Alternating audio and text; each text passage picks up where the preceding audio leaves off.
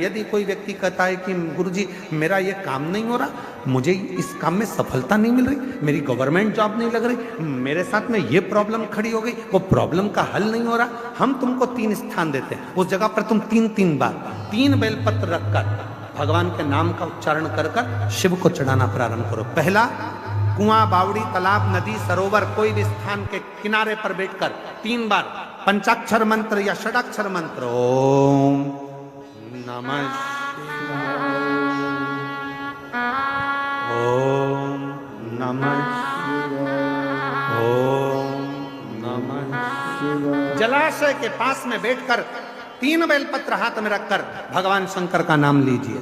दूसरा स्थान, बेलपत्री का पेड़ का नीचे या शमी के वृक्ष के नीचे या बट वृक्ष के नीचे या पीपल वृक्ष के नीचे या आंवले वृक्ष के नीचे बैठकर भगवान शंकर के नाम का उच्चारण 3 बार करिए। तीसरा, शिव का कोई मंदिर जो जलाशय के करीब में हो, वहां बैठकर शिव नाम का उच्चारण, या कहीं कथा हो रही हो, सत्संग हो रहा हो, वहां 3 बार बैठकर 3 बेलपत्र हाथ में रखकर शिव नाम का उच्चारण कर कर ये तीनों बेलपत्री को 9 पत्री हो गई। कितनी पत्री हो गई? 9 देवी का स्मरण कर कर 3 पत्री का स्मरण कर कर 9 देवियों को इकट्ठा करिए। अशोक सुंदरी वाली जगह पर 9 देवी का वो बेलपत्र समर्पित कर कर शिव के शिवलिंग को 1 लोटा जल चढ़ा दीजिए। जो कार्य आपने मांगा है वो पूर्ण होकर ही रहेगा, उसको सफलता मिलेगी। कितना सुंदर कहा है। किसी व्यक्ति के शरीर में जब लीवर, किडनी से जुड़ा हुआ जब रोग हो जाता है, किडनी काम करना बंद कर देती है, डायलिसिस चालू हो जाता है, लीवर काम करना बंद कर देता है, तब अलोनी गोबरी की भस्म, अलोनी गोबरी जानते हो, पहले भी कथा में बताया, गाय ने गोबर करा, देसी गाय ने जैसी गोबर करा, सूख गया, उसका कंडा हो गया। सूखने के बाद उस गोबरी को जलाया, जलाकर जो भस्म बनी कपड़े से छाना, छानने के बाद वो भस्म जब हाथ में लेकर भगवान नारायण का हरिहर का नाम लेकर, ये कथा हम पहले बात चुके हैं हरिहर कथा में, हरिहर भगवान का नाम लेकर जब शिव जी के शिवलिंग पर वो भस्म का त्रिकुंड लगता है और उस भस्म को लाकर सुबह सुबह मुख में रखा जाता है तो उससे लीवर और किडनी जैसे रोग भी समाप्त होने लगते हैं, उसमें एक अमृत तत्व उत्पन्न होता है। लक्ष्मी जी कह रही हैं भगवान नारायण से कि शंकर जी को कुछ दे दो, शंकर जी आपको मिल लेंगे। ब्रह्माणी ब्रह्मा जी से कह रही हैं कि शिव जी को आप कुछ दे दो, शिव जी आप पे करुणा कर दो। इंद्राणी इंद्र से कह रही है कि आप शिव जी को कुछ दे दो। तब भगवान नारायण ने कहा शंकर भगवान को कुछ नहीं चाहिए, शिव जी तो केवल आपसे राम नाम मांगते हैं, जो राम नाम दे देता है शिव उसके पीछे पीछे चलना प्रारंभ कर देते हैं और शिव उस पर करुणा करना प्रारंभ।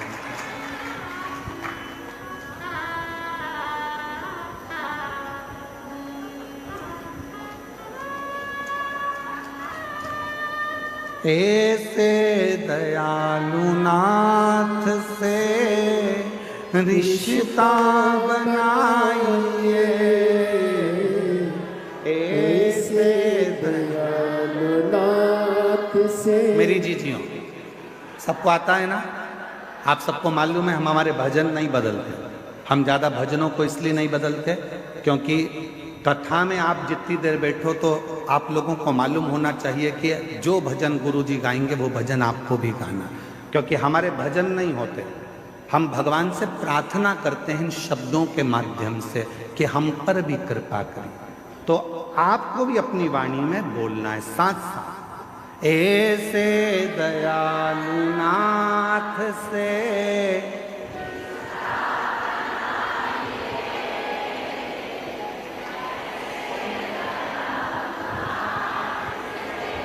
रिश्ता बनाए,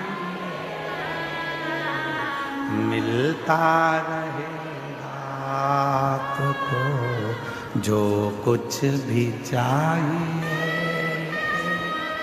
मिलता रहेगा आपको जो कुछ भी चाहिए, मांगा है भोले वरदान एक ही, मांगा है भोलेनाथ से वरदान एक ही, तेरी दया बनी रहे जब तक है जिंदगी, तेरी दया बनी रहे जब तक है जिंदगी, मांगा है भोलेनाथ से वरदान एक ही। हमें बस एक वर दे दो, अंतिम श्वास तक तेरी कृपा, आखिरी सांस तक तू मिलता है। आए माघ मेले में 5 दिन की शिव पुराण सुनने के लिए आए। मैं जानती हूं कि मैं 1 महीना कल्पवास नहीं कर सकती, मेरे बच्चे छोटे हैं। मैं 1 महीना माघ मेले में नहीं रह सकती क्योंकि मेरा परिवार बड़ा है। 1 महीना मैं बाबा इस माघ के मेले में कल्पवास नहीं कर सकती क्योंकि मैं घर में परिवार को लेकर चलने वाली हूं। पर बाबा आज विश्वास से कहती हूं, 5 दिन भी अगर मैं इस पंडाल में बैठकर कथा सुनूं तो मेरे भोले बाबा, हे मेरी गंगा मैया, मेरे इस 5 दिन की रात्रि को कल्पवास की 1 महीने की रात्रि मान ले, उतना फल देना मुझको। मैं 5 दिन रहूंगी, 5 दिन तेरा भजन करूंगी और 5 दिन में मुझे विश्वास है तू मुझे खाली नहीं भेजेगा, मेरी झोली खुशियों से भरकर भेज देगा। मेरा विश्वास कर, मेरा भरोसा कर।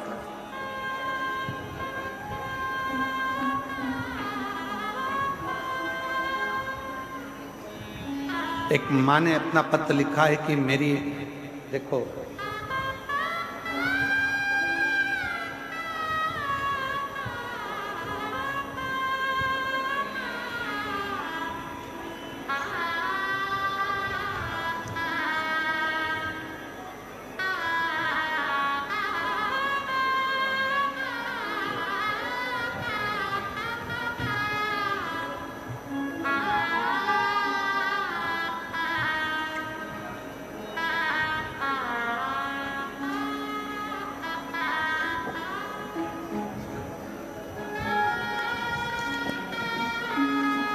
मेरा नाम नूतन सोनी है, मैं फतेहपुर जिले से आई हूँ।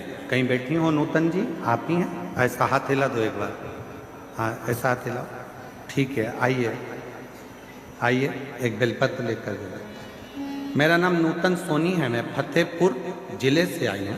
मेरा मोबाइल नंबर ये है। श्री शिवाय नमस्तुभ्यं।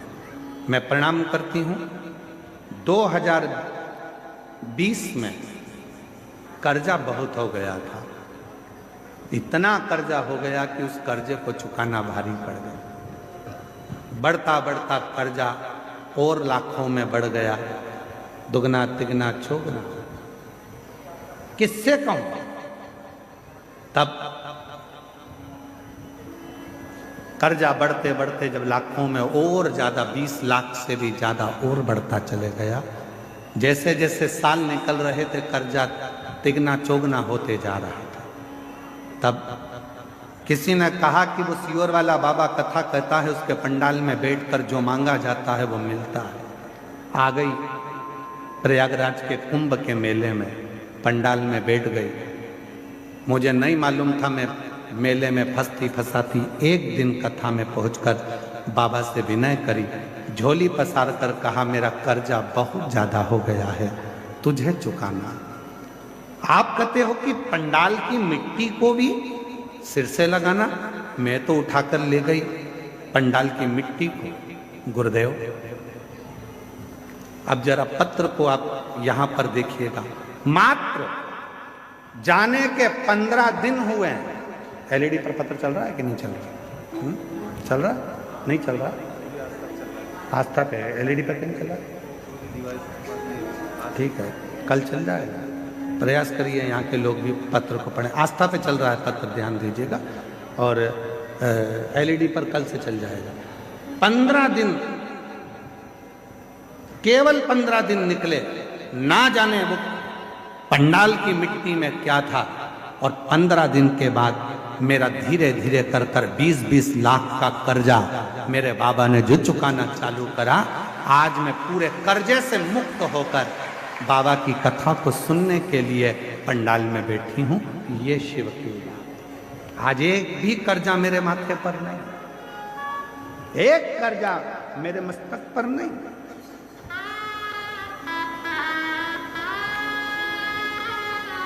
कौन देगा तुमको 20 लाख रुपए? तुम्हारे रिश्तेदार दे देंगे तुमको 20 लाख रुपए? बोलो, जम के बोलो जरा। 5 लाख दे देंगे, 10 लाख दे देंगे, 25 लाख दे देंगे, कोई तुम्हारा कर्जा चुकाने वाला नहीं होगा। कर्जे में डुबाने वाले मिलेंगे पर कर्जा चुकाने वाला नहीं होगा। और याद रखना, कर्जा तुमने किया है तो चुकाना भी तुम्हें है, मेहनत तुम्हें करना है। सियोर वाला महाराज आकर तुमको करोड़ों की गड्डी नहीं देगा। सियोर वाला महाराज आकर तुम्हें कहीं से गड़ा हुआ हंडा निकाल कर नहीं देगा। मेहनत तुम्हें करना पड़ेगा, एक लोटा जल तुम्हें चढ़ाना पड़ेगा। और जब मेहनत और लगन और शिव की भक्ति, ये त्रिवेणी का संगम एक जगह पर होगा तो 15 दिन क्या 5 दिन में भी कर्जा चुकाने की सामर्थ्यता तुमने बाबा दे। किसी बाबा के चक्कर में मत पड़ना कि कोई तुमको निकाल कर सोने का हंडा देगा। किसी बाबा के चक्कर में मत पड़ना कि कोई तुम्हारा दुख काट देगा।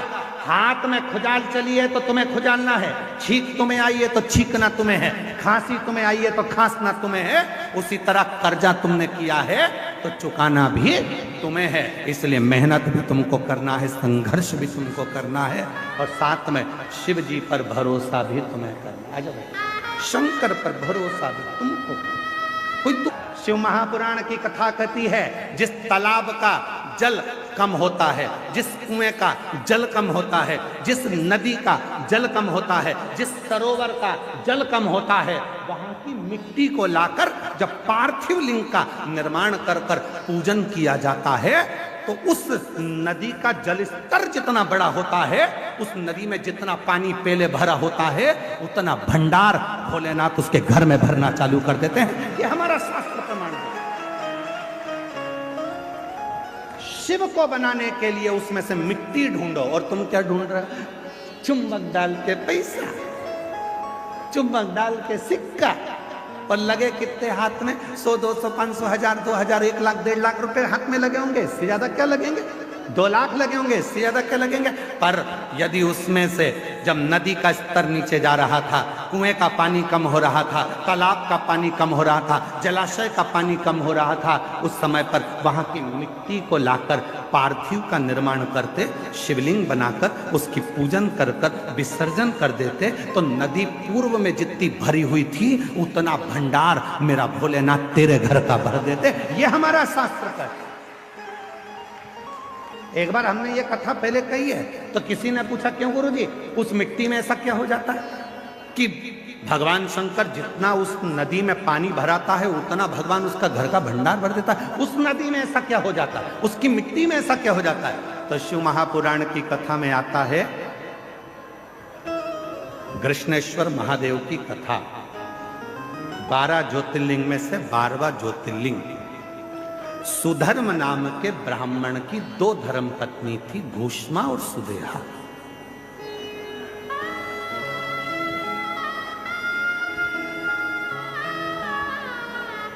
आप लोगों के मन में भी संशय होगा कि नदी का पानी उतरता है तो उसकी मिट्टी का शिवलिंग क्यों बनाया जाता है, उसका फल क्यों इतना कि भगवान का भंडार भर देता है।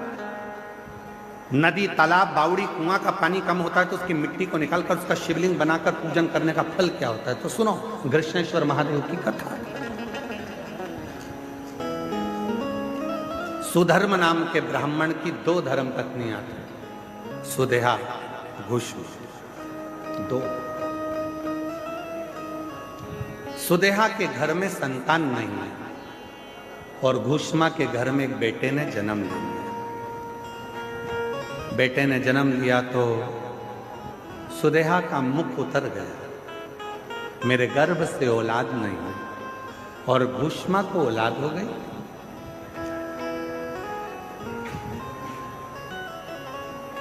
सुधर्म ने अपनी पत्नी घूष्मा से कहा कि तेरे गर्भ से यदि एक बच्चा हो सकता है तो तेरे गर्भ से और भी बच्चे जन्म ले सकते हैं। तेरा जो बेटा है, इस बेटे को तू सुदेहा को दे।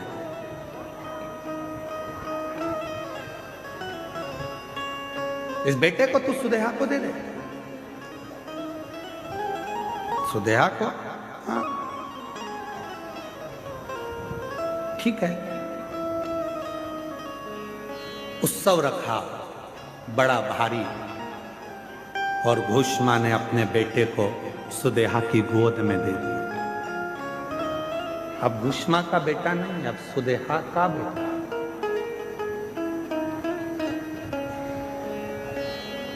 सुदेहा का बेटा। धीरे धीरे बच्चे को पाल पोस कर सुदेहा ने बड़ा किया। वो बच्चा जब बड़ा हो गया, उसका विवाह हो गया, बहू घर में आ गई। बहू आई तो बहू को मालूम पड़ा कि मेरी असली सास तो घोषमा है। सुदेहा की गोद में मेरे पति को दिया गया, पर सास तो घोषमा। अब वो सुदेहा को कम मानती है और घोषमा को ज्यादा मानती है।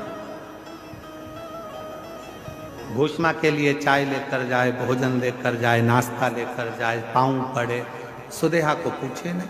सुदेहा को गुस्सा आ गया, बहू मेरी और पूछ रही घोषमा। बेटा ही नहीं रहेगा तो बहू किस काम की? रात को सोया था बेटा।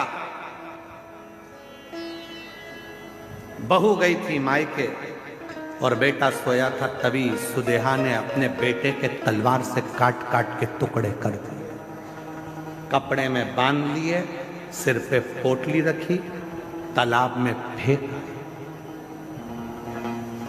तालाब में फेंक, एक बावड़ी में, एक तालाब में। उस टुकड़े करे हुए शरीर को जब फेंका, सुदेहा आ गई। समय निकला, तालाब का जल नीचे जा रहा था और घोषमा उसी सरोवर की मिट्टी को लाकर उसका शिवलिंग बनाकर पूजन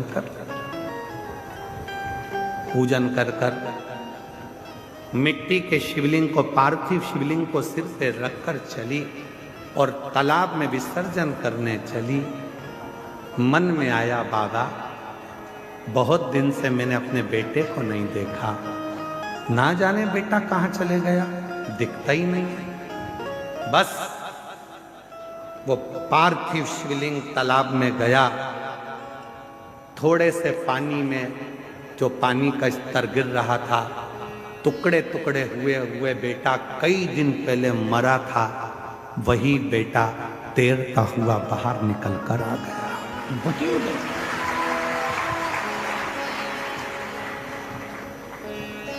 चीख पड़ी, मेरा बेटा और पानी में। मां से गले लगा, बेटा तू पानी में कैसे आ गया? पता नहीं, पर अंदर कोई बाबा था। दोनों पति पत्नी ने मेरी बहुत सेवा की।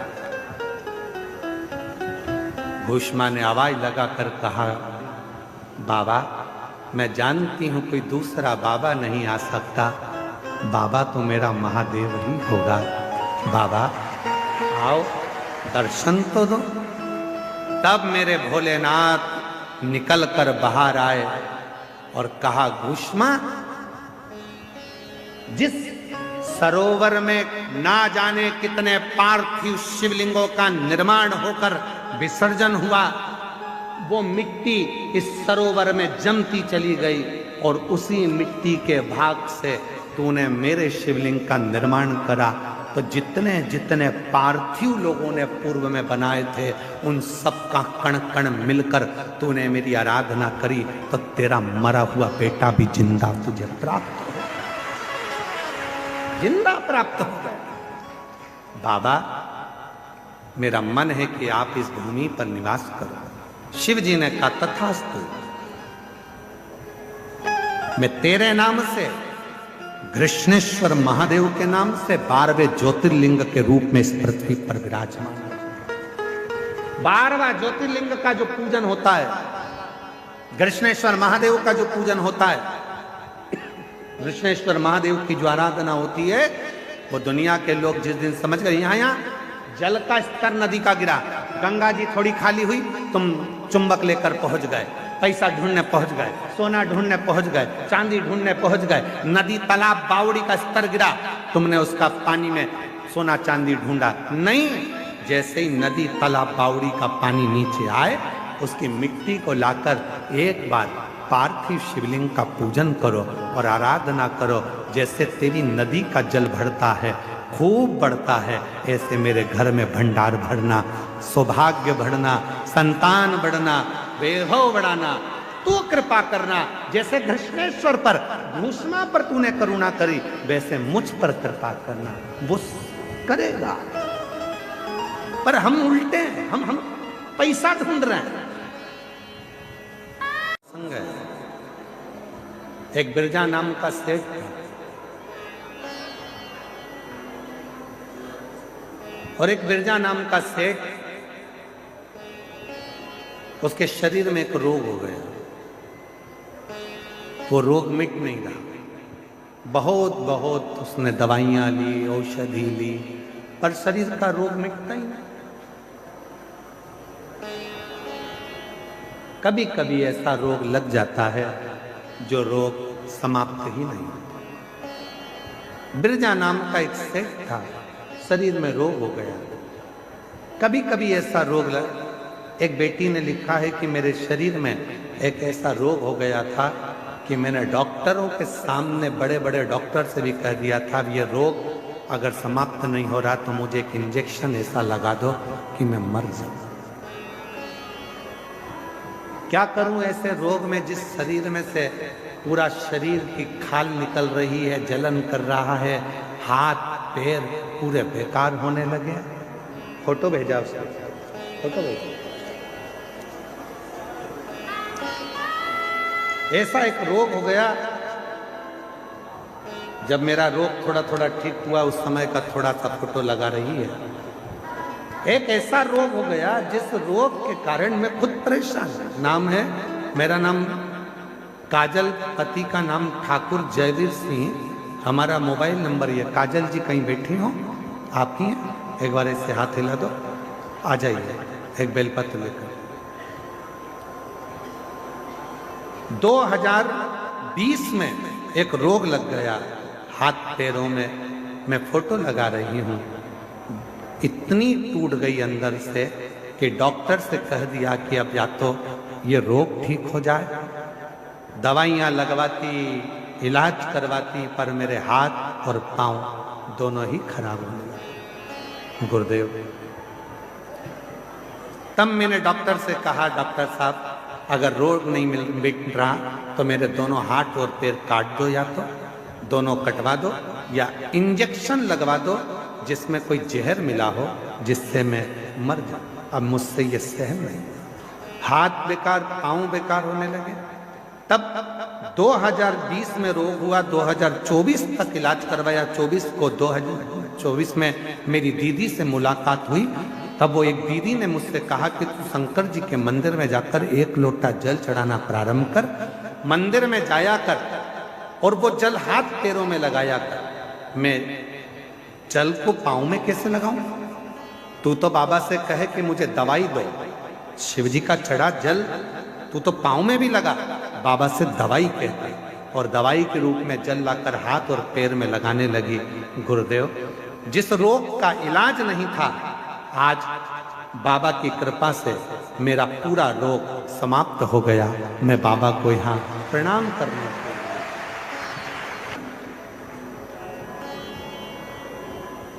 जैसे इस बहन ने पत्र में लिखा, वैसा ही एक शिव महापुराण की बड़ी सुंदर कथा है बिरजा ठाकुर, बिरजा सेठ।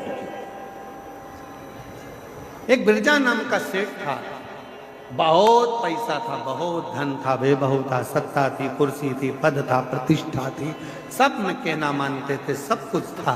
पर उस बिरजा के शरीर में एक रोग हो गया। वो रोग मिट नहीं रहा, रोग समाप्त नहीं। बहुत प्रयास किया और रोग नहीं, दवाइयां, औषधि सब।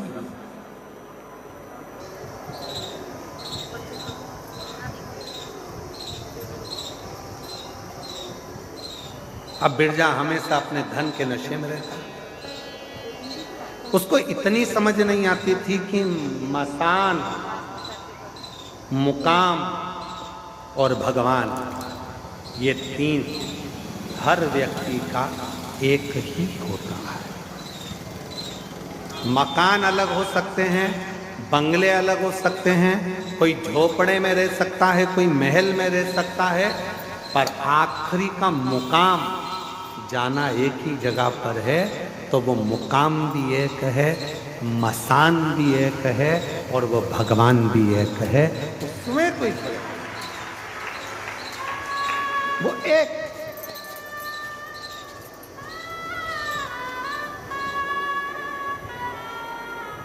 आज के जमाने में लोग कहते थे, लोग अपने अपने भाव में कहते हैं राम जी का, ये लोगों की सोच है। व्यासपीठ कभी सोच नहीं करती इस तरह का कि राम बढ़े कि कृष्ण बढ़े कि शिव बढ़े कि पार्वती जी बढ़ी कि ये बढ़े कि वो बढ़े।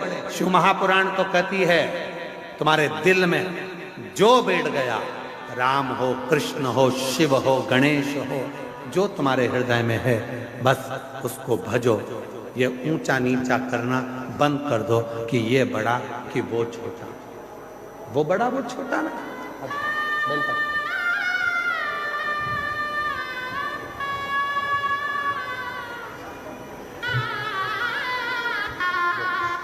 रोते नहीं बेटा, अच्छे हो गए ना, खुश हो, आंसू पोछो पहले, अच्छे खुश खुश होकर जाओ। अब हाथ पैर बस बाबा ने अच्छे कर दिया, दिखा दो एक बार ऐसे, बस जोरदार ताली बजाओ। रोते नहीं, खुश हो, बाबा कृपा। रोते नहीं है, आंसू पोछो, आप भी आंसू पोछो है बेटा, आंसू आंसू। अच्छा रोते नहीं, अब तो अच्छी कर दी उसका, बिल्कुल चुप हो गए। मैंने सब जगह दिखाया, दिल्ली आगरा जयपुर तक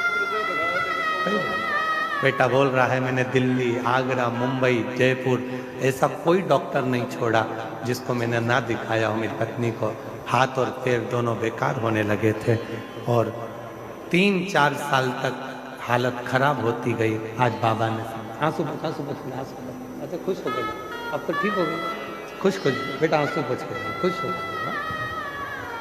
मेरा तू ही तो हमदर्द जिसे हर दर्द कहता,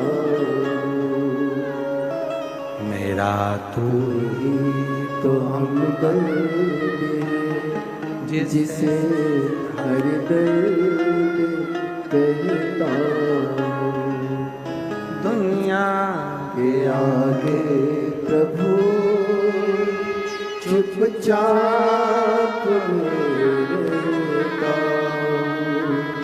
मेरा तू ही तो हमदर्द जिसे हर दर्द कहता। विरजा सेठ शरीर में लग गया रोग, धन था, वैभव था, सत्ता थी, सब कुछ था, पर शरीर का रोग नहीं छूटा। व्यक्ति समझता नहीं है, वो सोचता मकान, दुकान, बंगला, जमीन, जायदाद, गाड़ी, महल यही मुकाम है। नहीं, जन्म लेने वाले व्यक्ति की 3 चीजें एक जैसी होती है। पहले नंबर पर मकान अलग हो सकते हैं पर मसान एक ही होगा। इंसान अलग हो सकते हैं पर भगवान एक ही होगा। मंजिलें अलग हो सकती है पर मुकाम एक ही होगा। जन्म लेने वाले व्यक्ति का मसान, मुकाम और भगवान एक ही होता। भले जिंदगी भर लड़ता रहे, नहीं ये धर्म, वो धर्म, वो व्यक्ति, लड़ते रहो। गुलाब जामुन खाओगे तो भी पेट में जाएगा, जलेबी खाओगे तो भी पेट में जाएगा, और बालूशाही खाओगे तो भी पेट में जाएगा। उसी तरह चाहे राम कहो, चाहे कृष्ण कहो, चाहे शिव कहो, चाहे देवी कहो, आखिरी में जाना उस परमात्मा के पास ही है, उसका ही भजन जाना भाई। फिर भी हम भटक रहे हैं। कोई आकर कह देता है अभी राम जी का क्रेज ज्यादा है कि शिव जी का क्रेज ज्यादा है कि कृष्ण जी का क्रेज। ना, तुम्हारा क्रेज हो सकता है पर भगवान का नहीं। भगवान तो भगवान है।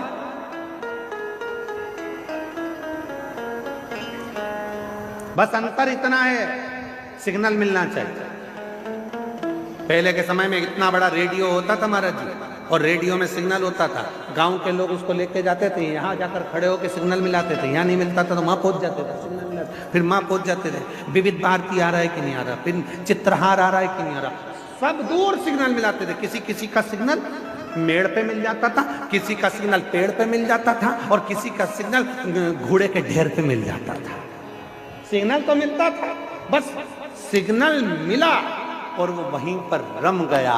उसी तरह तुम कथा में जाते रहो, एक दिन सिग्नल मिल जाएगा तो वो भी तुम्हें अपना बना लेगा। सबके रेडियो चालू रखो, सबका मन परमात्मा मेरे भोलेनाथ से सिग्नल मिलाते, और किसी की चैनल चेंज करा करो, ओम नमः शिवाय, ओम नमः शिवाय, ओम नमः शिवाय, सिग्नल नहीं मिल रहा, नमः शिवाय, नमः शिवाय, सिग्नल नहीं मिल रहा।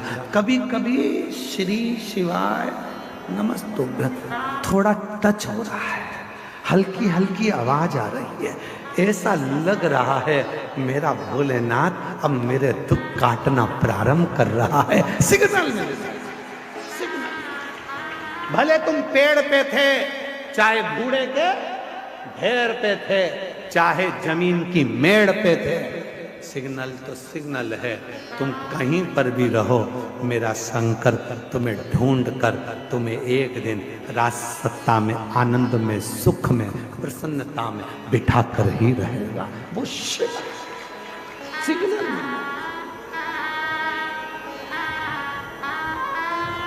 मेरे बाबा दया करना, मैं तेरे भरोसे, भोले बाबा दया करना, मैं तेरे भरोसे। सिग्नल मिलाना है। बिरजा नाम का सेठ सिग्नल नहीं मिला पा रहा था, धन तो था पर मन पवित्र नहीं था, शरीर में रोग हो गया था, बीमारी हो गई थी। देखो शिव भक्त के दर्शन का फल क्या हो। इसलिए गुरु जी से कभी नहीं कहना चाहिए कि हमारे सिर पे हाथ रखो।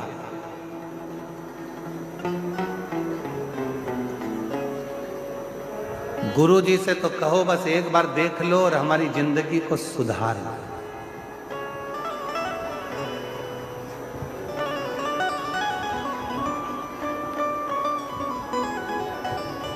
लोग कहते हैं गुरु जी बहुत दुखी हूं, सिर पे हाथ रख दो। अरे पागल हो गए। अब यहाँ सतुआ बाबा के शिविर में एक जगह पर डीपी लगी होगी, लाइट की डीपी,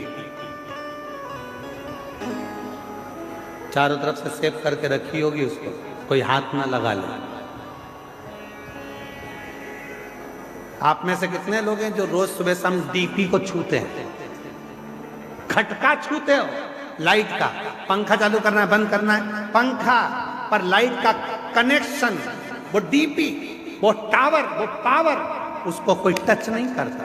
पर ना जाने कहां से सुख चढ़ गया, हाथ लगा दो, डीपी से कनेक्शन जोड़ रहे हो, डायरेक्ट फाल्ट हो जाओ। सिर पे हाथ रख दो, बाबा जी हमारा कल्याण हो जाएगा। बाबा जी बोले दूर रहे, डीपी से दूर, बल्ब शार्ट हो जाएगा, पंखा शार्ट हो जाएगा, दूर। पर ना जाने कौन सा शोक चढ़ा है, हाथ रख दो। और बाबा उन भी ऐसे हो गए, आजा बेटा आजा आजा, और सिर पे हाथ रख, ना ना चलो दूर हटो, दूर हटो, चलो। इसलिए हमने तुमसे एक रिश्ता बनाया, बहन और जीजा जी का रिश्ता। ये मेरी जीजी, तुम मेरे जीजा। दोनों रिश्ते ऐसे हैं कि दोनों में तुम हमारे पांव नहीं पड़ोगे, हम तुम्हारे पड़ेंगे। दोनों रिश्ते ऐसे, तुम हमारे पांव मत पड़ना, हम तुम्हारे पड़ेंगे। जीजी की शादी करेंगे तो जीजी के भी पड़ेंगे और जीजा के भी पड़ेंगे, और जिस दिन जीजा ने हरकत करी तो सिर भी पड़ सकते हैं पांव की जगह। तो ये तो रिश्ता हम निभाए तुमसे, तुम मत पांव पड़ो, थोड़ा दूर रहो, लाइट कनेक्शन से थोड़ी दूरी बनाओ। पहले के संत साधु गुरुजन तपस्वी जन साधक उपासक थोड़ी दूरी बनाते थे, भैया मेरे को छूना नहीं, हे भैया पाँव मत पड़ना, हे भैया नमन करो, दूर से करो, छूना नहीं, हम डीपी के कनेक्शन के पास मत। इसलिए कोई सदगुरु, कोई शंकर का भक्त, कोई शिव का परम उपासक जब तुम्हें मिले तो उससे कहना बस एक नजर कृपा की कर दो भोले भंडारी, निर्धन की झोली भर दो भोले भंडारी। केवल एक बार देख लो बाबा, उतने में मेरा दुख कटना प्रारंभ हो जाएगा। मुझे हाथ नहीं रगवाना, केवल देख, केवल केवल ये तुम्हारे बीच में तुम लोग जम जम के चिल्लाते हो ना, नई नई डिजाइन में हार हार, हमें सब मालूम है तुम क्यों चिल्लाते हो कि एक बार देखे तो, एक बार देखे तो। और बिरजा सेठ सामने से आ रहा है, निकलते निकलते सामने से एक शंकर का भक्त शिव जी की आराधना कर कर, साधना कर कर, भजन कर कर आ रहा था। सेठ जी ने उस व्यक्ति का दर्शन कर लिया, दर्शन कर लिया, और जैसे ही वहां से आगे बढ़ा, थोड़ा आगे जाने पर उसको पर्वत मुनि अपना रूप बदलकर पृथ्वी पर भगवत भजन कर रहे थे। वो पर्वत मुनि को देख लिया, पहचानता नहीं था कि ये कौन से मुनि है, पहचानता नहीं, जानता नहीं कौन से मुनि है, ये नहीं। पर्वत मुनि को देखा, ना नाम जानता था ना स्वरूप जानता था, केवल मुनि के वेश में थे। जाकर प्रार्थना करी, बाबा देखो शिव भक्त का दर्शन हुआ तो पर्वत मुनि मिल गए। पर्वत मुनि के पास जाकर बोला, बाबा जी मेरे शरीर में एक रोग हो गया है, मेरी बीमारी खत्म नहीं हो रही है, बाबा जी कुछ करुणा कर दीजिए। पर्वत मुनि ने कहा, भैया शंकर जी के एक परम भक्त है जिनका नाम है तुमरुका जी, शिव जी के परम भक्त हैं तुमरुका जी, शंकर जी के एक परम भक्त हैं तुमरुका जी। वो तुमरुका जी तुझे अगर मिल जाए तो तू उनके चरण पकड़ना, प्रणाम करना, विनय करना, वो तेरा दुख मिटा देगा। सुनते से बिरजा सेठ ने तुमरुका जी को ढूंढने का प्रयास किया, पर तुमरुका जी तो कहाँ मिलते हैं। तुमरुका जी के मिलने का 3 स्थान बताए। पहले नंबर पर जहाँ शिव नाम की चर्चा होती हो, शंकर की कथा होती हो, शंकर का भक्त होता हो, शिव का उपासक होता हो, शंकर भगवान का गुणगान हो रहा हो, तुमरुका जी वहाँ जल्दी मिलते हैं।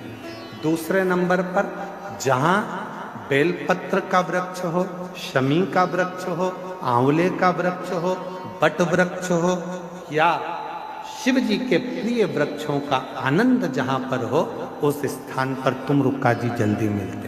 तीसरा स्थान बताया तुमरुका जी के मिलने का, नदी, तालाब, बावड़ी, कुआं स्थान, जहाँ शंकर का कोई स्थान हो, नदी के तट पर, कुएं के तट पर, बावड़ी के तट पर जो शंकर का शिवलिंग होता है, वहाँ तुमरुका जी ज्यादा मिलते हैं। ये जा रहा है, जाते जाते एक वृक्ष के पास में तुमरुका जी बैठकर शिव नाम ले रहे थे, मिल गए। किसके बल पर मिले? सेठ जी ने एक शंकर के भक्त का दर्शन करा तो उनको पर्वत मुनि मिले, पर्वत मुनि का दर्शन हुआ तो तुमरुका जी मिल गए। तुमरुका जी से कहा, बाबा जी मेरे शरीर में रोग हो गया है, मिटता नहीं है, कुछ कृपा कर दीजिए, कुछ करुणा कर दीजिए, दया कर दीजिए। तुमरुका जी ने कहा, एक काम करो, एक बार मुख से ओम नमः शिवाय का जप करना और नदी में डुबकी लगा लेना, रोग मिट जाए। जाओ, एक बार मुख से ओम नमः शिवाय कहना और नदी में डुबकी लगाना, रोग मिट जाएगा। नदी कौन सी होना चाहिए? कोई सी भी। जाओ। बिरजा सेठ गया, जो पानी में कूदने लगा, ओम नमः शिवाय, ओम नमः शिवाय, ओम नमः शिवाय, लगाई गया, निकला बाहर, पूरा रोग सही हो गया, शरीर स्वस्थ हो गया। शरीर स्वस्थ हुआ तो दौड़कर तुमरुका जी के पास पहुंचा, तुमरुका जी से विनती करी, बाबा जी आपने कहा था आज मेरा रोग मिट गया। रोग मिट गया? हाँ। कैसे मिटा? ओम नमः शिवाय, ओम नमः शिवाय, ओम नमः शिवाय 3 बार बोला, डुबकी लगाई, मिट गया। तुमरुका जी ने कहा, ओ पागल, 3 बार तो बोलने की जरूरत ही नहीं थी, केवल एक बार ओम नमः शिवाय बोलने पर कोई शंकर के चढ़े हुए जल को भी अपने ऊपर छीट लेता है तो उसका रोग समाप्त हो जाता है। दूसरी बार 2 बार नमः शिवाय बोलकर जो शंकर के जल को अपने ऊपर छीट लेता है उसकी जिंदगी सुधरना प्रारंभ हो जाती है। 3 बार ओम नमः शिवाय बोलकर जो शंकर के चढ़े हुए जल को अपने ऊपर छीट लेता है वो भव सागर से मुक्त हो जाता है। और तूने 3 बार बोल के डुबकी लगाने में केवल एक ही चीज मांगी, रोग मुक्ति। अरे पागल, जो काम 1 रुपए में हो सकता था तो 3 रुपए खर्ची गाय को करे। जो काम 1 बार बोलने में हो रहा है तो 3 बार क्यों बोला? 3 बार नहीं, 2 बार बोलता तो जिंदगी सवरे, 3 बार बोलता तो भव सागर पार उतर जाए। तुमरुका जी ने कहा, सुन बिरजा सेठ, पृथ्वी पर मृत्यु लोक में जो मनुष्य भूल से भी एक बार भी शंकर की कथा के मध्य में बैठकर, शिव स्तुति में बैठकर, शिव चर्चा में बैठकर, शिव नाम में बैठकर भगवान शंकर का एक बार भी नाम ले लेता है तो उसका आधा बीमारी उसी जगह से कटना प्रारंभ हो जाती है, दुख कटना। और कोई यदि शिव महापुराण की कथा में बैठकर 2 बार शंकर के नाम का उच्चारण कर लेता है तो उसकी जिंदगी वहीं से संवरना प्रारंभ हो जाती है। और यदि कोई 3 बार शिव के नाम का उच्चारण कथा में करना प्रारंभ कर देता है, बेलपत्र के नीचे शिव मंदिर में करना प्रारंभ कर देता है, तो फिर वो भव सागर से पार उतरना प्रारंभ हो जाता है। इसीलिए शिव महापुराण की कथा को जब हम प्रारंभ करते हैं तो 5 बार श्री शिवाय नमस्तु, श्री और कथा का जब प्रारंभ होता है उस समय पर ओम नमः शिवाय, ओम नमः शिवाय, ओम नमः शिवाय। कितनी बार बोलते हैं? पूरी कथा की लिस्ट निकाल कर देख लो, 30 साल की। 30 साल की लिस्ट में आपको जो भी मिलेगा वो 3 बार ओम नमः शिवाय, ओम नमः शिवाय, ओम नमः शिवाय 3 बार बोलने के बाद फिर रुक जाते हैं, फिर वापिस 3 बार बोलते हैं, फिर रुक जाते हैं, फिर 3 बार बोलते हैं। पर 3 को ही हम समेट कर चले। त्रिगुणाकार, त्रिकालदर्शी, त्रिनेत्रधारी, त्रिपुंडधारी का नाम उच्चारण शिव जी की भोजन की थाली में शंकर भगवान के भोजन करने के बाद जो प्रसाद बचता है उसका कण कण मात्र सारे गण देवता देवी 64 योगिनी सब लेने के लिए आते हैं। सब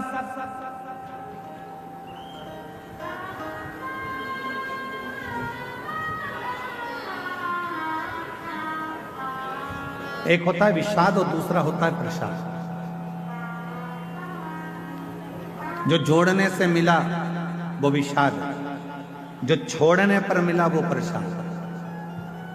ध्यान देना थोड़ा सा। जो जोड़ने से मिला वो विषाद, धन जोड़ा, विषाद होगा। कपड़े जोड़े, विषाद होगा। वैभव जोड़ा, विषाद होगा। सत्ता जोड़ी, विषाद होगा। जो जोड़ने पर मिल रहा है वो विषाद है, और जो छोड़ने पर मिल रहा है वो सब प्रसाद की गणना में आता है। ये वो प्रसाद, विषाद बटोरा जाता है, प्रसाद बांटा जाता है।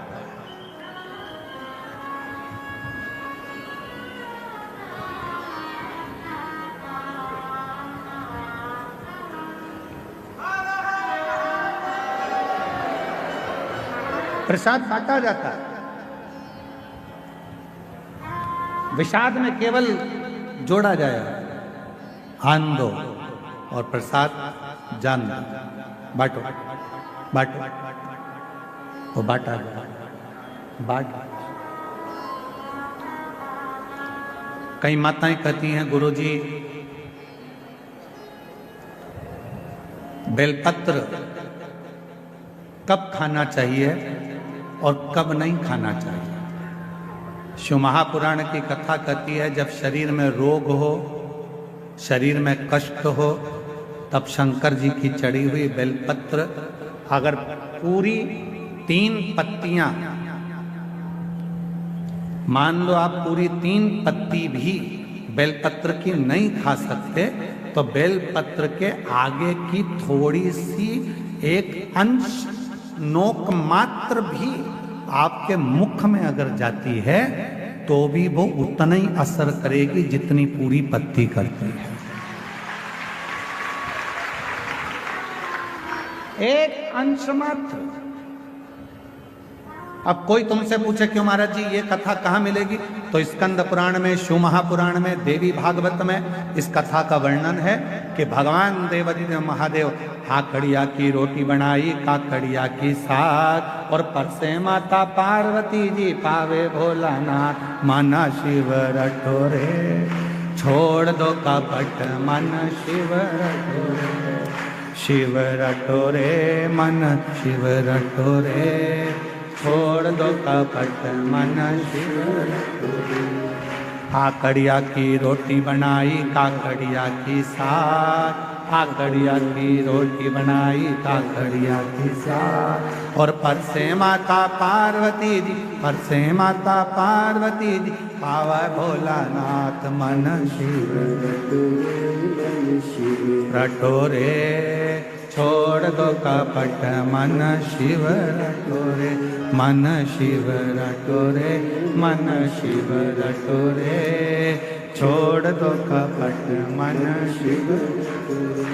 हमारे यहाँ शास्त्रों में ऐसा मिलता है कि पार्वती जी भोजन बनाती हैं, शिव जी को खिलाती हैं।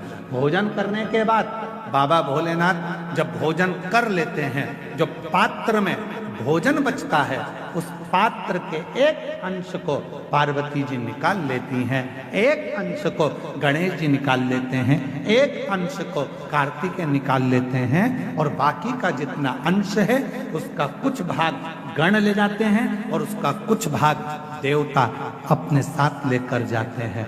तो कहा 33 कोटि देवताओं को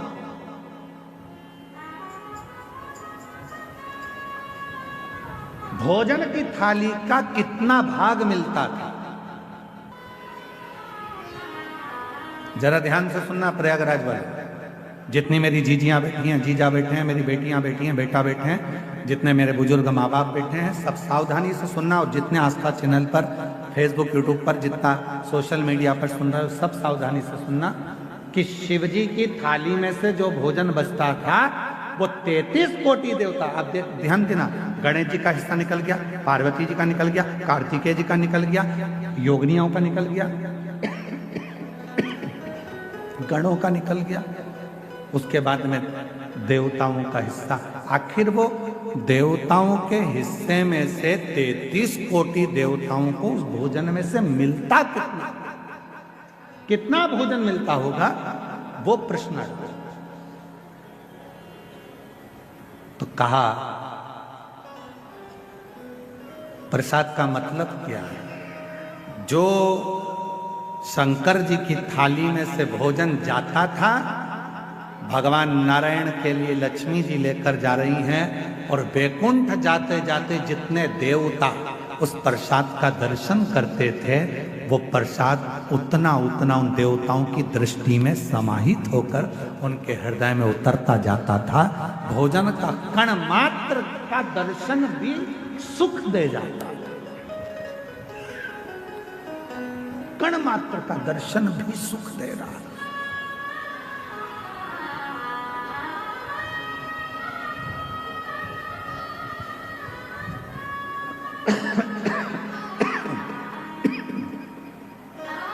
एक कण मात्र का दर्शन। हमने देखा है जिनके नाम लिए जाते हैं, पत्र पढ़ा जाता है, जब वो बेलपत्री लेने के लिए आते हैं और बेलपत्री लेकर जाते हैं तो कई माताएं कहती है उस बेलपत्र का दर्शन करा दो। बेलपत्र लेकर जाने वाला पूछता है कि बेलपत्र का दर्शन कर कर क्या करोगे? हमने शिव पुराण में पढ़ा है, उमा संहिता में वर्णन है, कौमार खंड में भी वर्णन है कि शिव जी के प्रसाद का मात्र दर्शन कर लेने से भीतर के सारे विषाद समाप्त हो जाते हैं। सारे विषाद केवल प्रसाद का दर्शन करने से ही विषाद समाप्त हो जाए।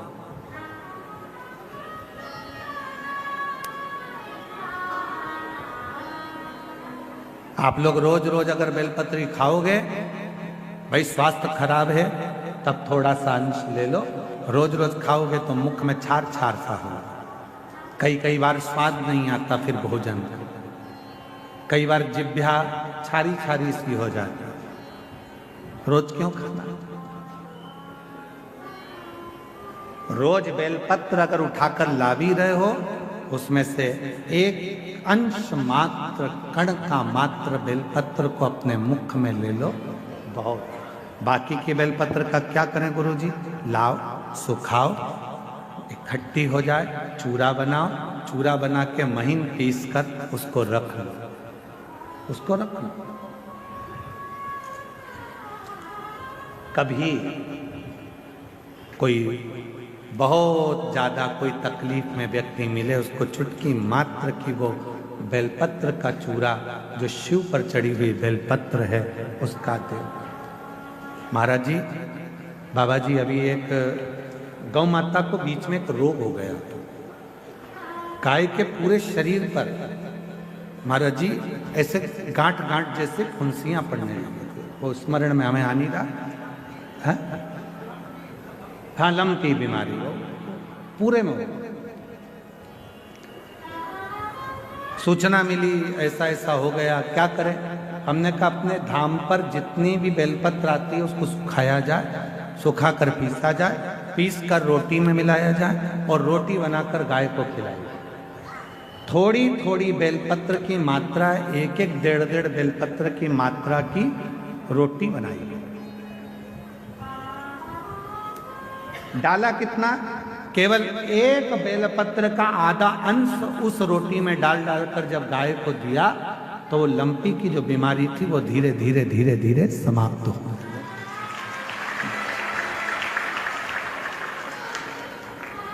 दवाई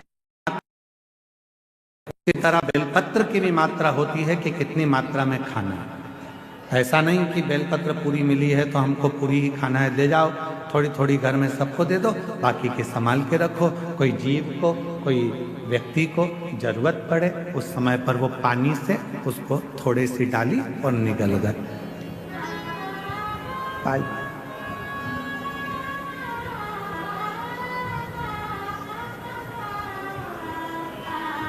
कुछ मात्रा, और बीमारी हो तब जरूर उसकी बेलपत्र का थोड़ा सा भाग शिव पे चढ़ा हुआ अवश्य। पर यदि आप स्वस्थ हैं, शिव की कृपा है, तो भले ना पाए, एक लोटा जल चढ़ाएं, जल का थोड़ा सा भाग अपने मुख में आचमन जरूर करें, उससे फल।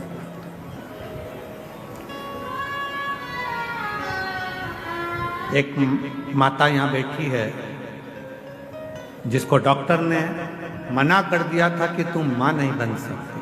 जैसे दवाई एक एक गोली ली जाती है, पीने वाली दवाई एक एक ढक्कन ली जाती है, चम्मच से ली जाती है। उसी तरह जब रोग बीमारी तकलीफ आए भी तो बेलपत्री का अगर थोड़ा सा भी अंश हमारे इस मुख से भीतर प्रवेश करेगा तो हमारे रोग को समाप्त जरूर करेगा, निश्चित हमारे रोग को समाप्त जरूर करेगा। एक विश्वास, एक भरोसा। 33 कोटि देवताओं में प्रसाद कैसे बंटता है? तो कहा केवल दर्शन ही मूल है, केवल दर्शन।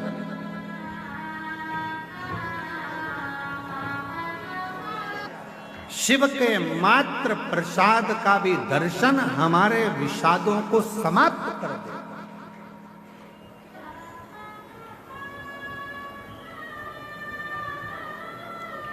फूल की माला पहनोगे, अहंकार पीछे पड़ जाएगा, अभिमान पीछे पड़ेगा। बोलो बोलो, सही है कि गलत है? फूल की माला पहनोगे तो अहंकार अभिमान पीछे पड़ जाएगा। सोने की माला पहनोगे तो चोर पीछे पड़ जाएगा। और यदि रुद्राक्ष की माला पहनोगे तो मेरा महाकाल पीछे पड़ जाएगा।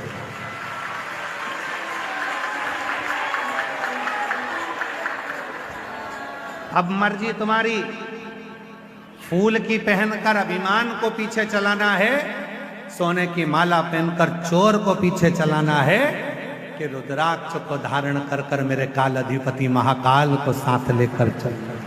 ये आपके ऊपर निर्भर, ये आपके ऊपर निश्चित करते हैं आप किस माला को धारण करना है।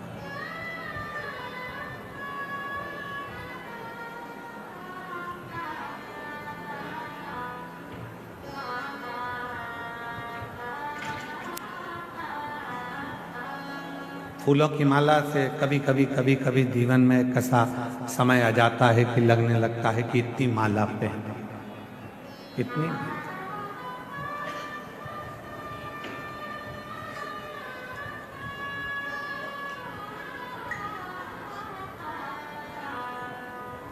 हमने एक कथा में वर्णन किया था, आप लोगों ने श्रवण किया होगा, कि जितने भी देवताओं को माला चढ़ती है उसको कहते हैं फूलों की माला। और शिव जी को जो माला चढ़ती है उसको माला नहीं कहते, उसको क्या कहते हैं? हार। मतलब मैं जिंदगी से हार चुका हूं, कुछ भी मेरे पास में नहीं है, हर जगह से हार कर तब तेरे चरणों में आकर बैठा हूं। ये हार तुझे स्वीकार करना है और मुझे विजय करना है। ये तेरे ऊपर, ये तेरे ऊपर। हार गया संसार सागर से, सब जगह से मैं हार चुका। इसीलिए शायद शिव महापुराण की कथा में वर्णन आता है कि पार्वती जी जब छोटी अवस्था में थी, बाल्य अवस्था में थी, देवऋषि नारद ने उनका भाग्य बता दिया था, इसका जो पति होगा भस्म धारण करने वाला, मृगछाला पहनने वाला और जटा जूट बांधने वाला, इनका जो पति होगा वो ऐसा अड़भंगा पति होगा। विचार कर लिया था मैं अपनी बेटी का विवाह नहीं करूंगा, अपनी बेटी का विवाह नहीं करूंगा। विचार कर लिया, मैं अपनी बेटी को नहीं पढ़ाऊंगी, मैं अपनी बेटी का विवाह नहीं करूंगी, मैं अपनी बेटी की शादी नहीं करूंगी। ये विचार कर लिया।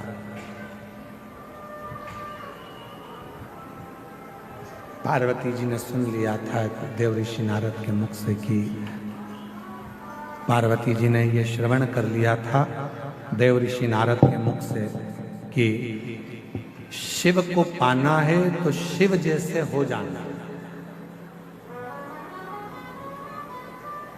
शिव को पाने के लिए शिव जैसा होना पड़ेगा, शंकर जैसा होना पड़ेगा। कैसे होना है शंकर जैसे? तो कहा सिर पे गंगा है, तो क्या शंकर जी को पाने के लिए हम भी एक मोटर लगा लें सिर पे? नहीं, गंगा मतलब शीतल, मतलब अपने भेजे को ठंडा रखिए। बहुत कठिन काम है, बहुत कठिन।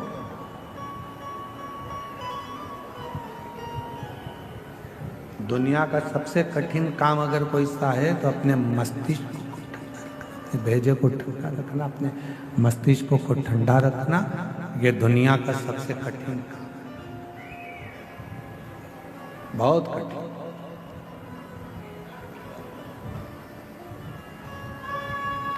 और जैसे तुम हो वैसे हम हैं।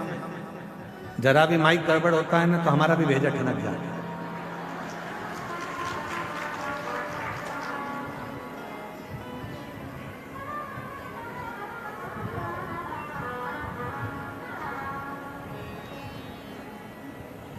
दुनिया का सबसे कठिन काम है अपने भेजे को ठंडा रखना। तो महाराज जी फिर आप कहते हो कि भेजा ठंडा रखो, जब तुम्हारा ही गर्म है तो हम काहे ठंडा रखें?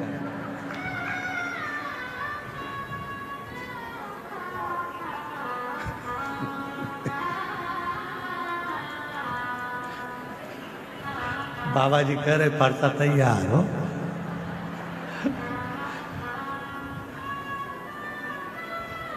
वल्लभ कुल की बलियारी जब देखो जब तैयार है। अब तो हम कैसे ठंडा रखें?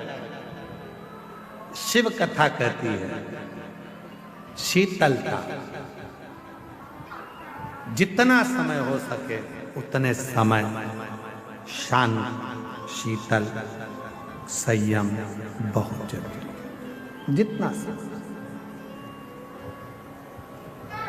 जितनी देर हो सके शीतलता अपने भेजे में, अपने मस्तिष्क में। फिर किसी ने कहा शंकर भगवान भस्म लगाते हैं तो क्या हम भस्म चढ़ा लें? मत चढ़ा। आप भस्म की जगह शिव की भक्ति का रंग चढ़ा, भगवान शंकर की अविरल भक्ति को चढ़ाने का प्रयास। फिर किसी ने कहा शंकर भगवान, हमने सुना है भांग चढ़ा लेते हैं, हम क्या चढ़ा? तुम्हें नशा करने की जरूरत नहीं है, क्योंकि शिव पुराण में लिखा है कि शिव जी कोई नशा नहीं करते। सतुआ बाबा जी ने एक छोटा सा पत्र भेजा है हमारे पास,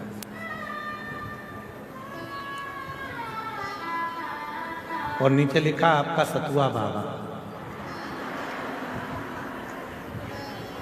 हम आपको और किसी का होने भी नहीं देंगे, हम काहे टेंशन में लेते।